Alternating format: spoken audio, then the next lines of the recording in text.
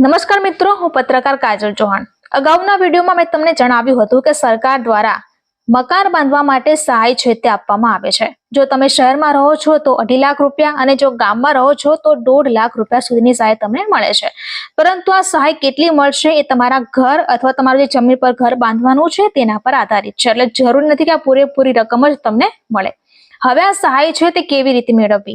જો તમે શહેરમાં રહો છો તો તમારે તેનું ફોર્મ છે તે ઓનલાઈન ભરી શકાય છે અને તમે કચેરીએ જઈને પણ તેનું ફોર્મ છે તે ભરી શકો છો. પરંતુ જો તમે ગામમાં રહો છો તો આનું ફોર્મ તમારે માત્ર ને માત્ર ઓફલાઈન ભરવાનું છે, એટલે કે તે ઓનલાઈન ભરી શકાશે નહીં. જો તમે ગામમાં રહો છો તો તમારે સરપંચ અથવા જે પણ તલાટી છે તેને મળવાનું છે અને ત્યાં જઈને આ યોજના અંગેની જે વિગત છે તેની પાસેથી મેળવવાની છે.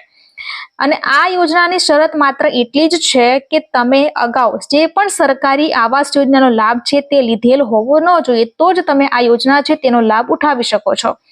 જો તમારે આ પ્રકારની વધારે વિગતો જોઈતી હોય તો મારું જે ગ્રુપ છે ઇન્સ્ટાગ્રામ, એની પ્રોફાઇલની અંદર મેં વોટ્સએપ ગ્રુપની લિંક આપી છે. આ લિંક પર ક્લિક કરીને તમે મારા ગ્રુપમાં જોડાઈ શકો છો, જેથી કરીને મકાનને લગતી કોઈ પણ માહિતી છે તમારા સુધી સરળતાથી પહોંચી શકે.